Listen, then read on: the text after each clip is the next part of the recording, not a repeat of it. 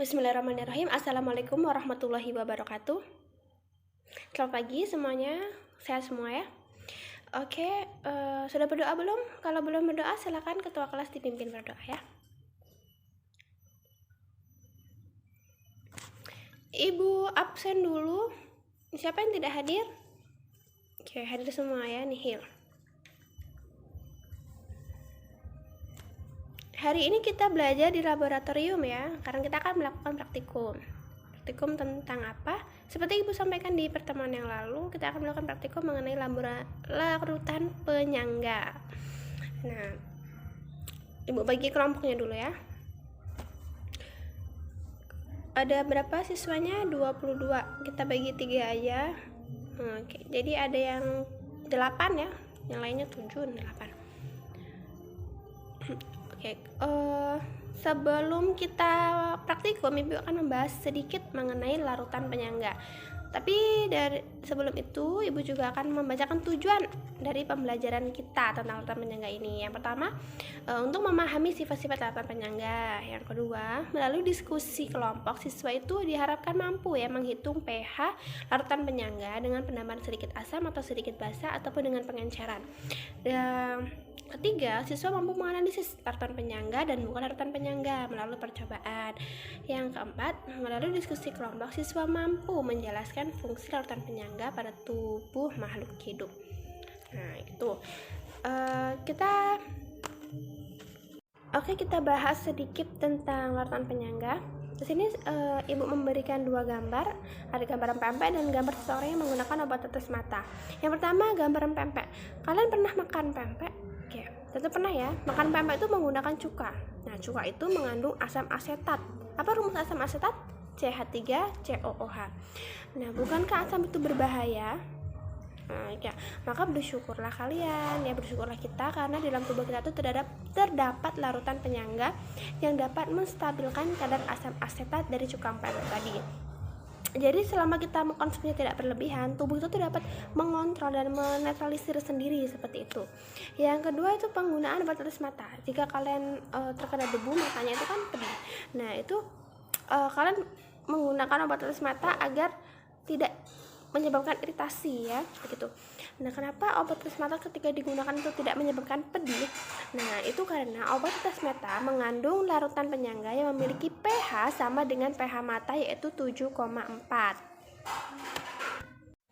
Jadi apa itu larutan penyangga dari apa yang Ibu gambarkan tadi? Ada yang tahu? Ya, jadi larutan penyangga adalah larutan yang memiliki sifat dapat mempertahankan atau relatif tidak mengubah pH dengan adanya penambahan sedikit asam, basa, ataupun adanya pengenceran. Nah, larutan penyangga ini terdiri atas asam lemah dengan basa konjugasinya atau basa lemah dengan asam konjugasinya. Selanjutnya yaitu prinsip larutan penyangga. Jadi prinsip larutan penyangga berdasarkan teori asam basa Arrhenius, berhubungan dengan materi sebelumnya ya, asam basa Arrhenius, Bronsted Lowry. Nah, itu. Jadi menurut asam basa Arrhenius, larutan penyangga itu terbatas hanya untuk campuran asam lemah dan basa konjugasinya atau basa lemah dengan asam konjugasinya. Sedangkan menurut Bronsted Lowry, larutan penyangga itu lebih umum selain ke asam lemah dan garamnya, juga mencakup campuran garam dan garam. Jadi ada contoh di PPT itu di poin A dan B ya, kalian bisa dipahami. Nanti kita akan bahas lagi. Selanjutnya yaitu sifat dan fungsi larutan penyangga. Jadi sifatnya itu yang pertama, penambahan sedikit asam maupun sedikit basa itu tidak mengubah pH larutan, ini tetap konstan. Kemudian yang kedua, pengenceran atau penambahan air tidak mengubah pH larutan. Yang ketiga, kekuatan larutan untuk mempertahankan pH dipengaruhi oleh banyak sedikitnya mol. Yang selanjutnya, nilai Ka tidak berubah pada suhu yang tetap. Nanti kita akan bahas di perhitungannya. Kemudian pH campuran antara garam dan asam adalah stabil jika pH tersebut berada di antara pKa -1 dan pKa +1. Kemudian fungsi larutan penyangga. Yang pertama, tubuh manusia itu memiliki penyangga yang berfungsi untuk menjaga pH cairan dalam tubuh, contohnya pada darah. Yang kedua, dalam industri pembuatan obat itu menggunakan campuran asam basa dan konjugasinya. Contohnya adalah senyawa fosfat. Kemudian dimanfaatkan untuk menjaga pH buah-buahan yang dikemas dalam kaleng agar tidak mudah rusak oleh bakteri. Contohnya dengan penambahan natrium sitrat dan asam sitrat. Oke, selanjutnya yaitu peran larutan penyangga dalam tubuh makhluk hidup.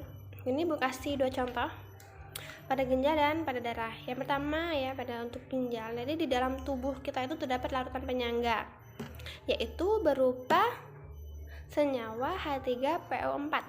Ayo, namanya apa itu? Ada yang tahu? Yaitu merupakan asam fosfat.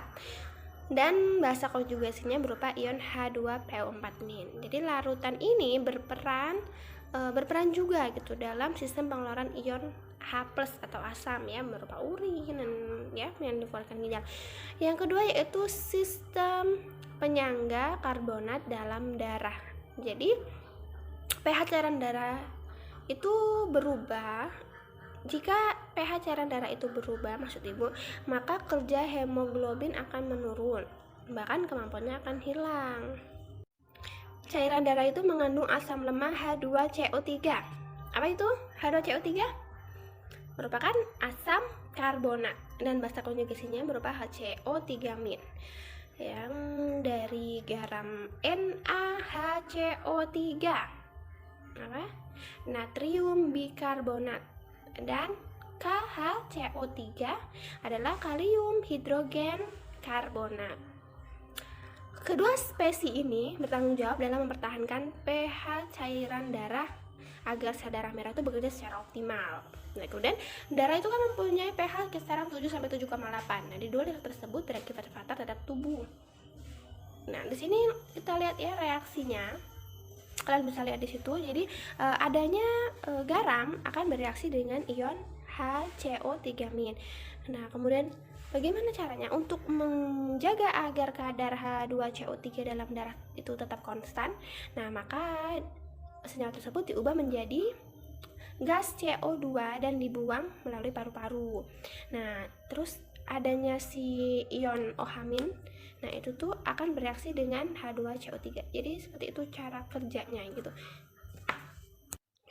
Nah, jadi kalau Ibu tanya larutan apa sih yang menjaga pH darah itu tetap konstan itu? Jawabannya apa? Ada yang tahu? Barusan sekali Bu jelaskan. Nah, iya betul sekali. Karena ada larutan H2CO3. Tadi apa? Asam karbonat. Jadi seperti itu. Ada yang ingin ditanyakan? Oke. Kalau tidak ada, kita siap-siap untuk praktikum ya, menggunakan alat keamanannya ya. Stay safe untuk kita melakukan praktikum. Ketua kelas silakan bagikan LKS praktikumnya. Di sini ada panduan praktikum, sudah Ibu tuliskan di situ. Oke. Jadi kita akan melakukan praktikum untuk menganalisis sifat dan peran larutan penyangga agar kalian lebih paham lagi ya. Oke, jadi tujuan praktikum kita yang pertama itu menganalisis larutan penyangga dan bukan larutan penyangga melalui percobaan. Jadi kalian bisa membedakan. Yang kedua, mengidentifikasi sifat larutan penyangga melalui percobaan. Dan yang ketiga, membedakan larutan penyangga asam dan larutan penyangga basa. Oke. Jika kalian sudah membaca dan memahami, di situ Ibu juga memberi soal ya. Tadi setelah kalian selesai melakukan praktikum, kalian membuat hasilnya, kemudian jawab pertanyaan yang sudah Ibu berikan. Oke. Silakan. Oke, sudah semua membuat hasil praktikum dan menjawab pertanyaannya. Kalau sudah, silakan dikumpul ya setiap kelompok. Oke, ini 3 kelompok sudah. Ibu meminta 1 orang perwakilan dari kelompok untuk membacakan hasil praktikum kalian, ya kan? Oke. Hasilnya sudah cukup baik. Ibu akan evaluasi di pertemuan selanjutnya saja. Sekarang Ibu juga akan menilai. Berhubung jam pelajaran sudah mau habis ya, silakan kita berkemas. Oke, ketua kelas silakan pimpin doa. Oke. Jangan lupa ya, persiapkan minggu depan kita bertemu lagi akan membahas tentang menghitung pH larutan penyangga. Oke. Sekian pembelajaran kita pada hari ini. Jika ada salah Ibu mohon maaf, kepada Allah Ibu mohon ampun. Semoga apa yang Ibu sampaikan bisa kalian pahami. Ibu akhiri, wabillahi taufiq wal hidayah. Wassalamualaikum warahmatullahi wabarakatuh.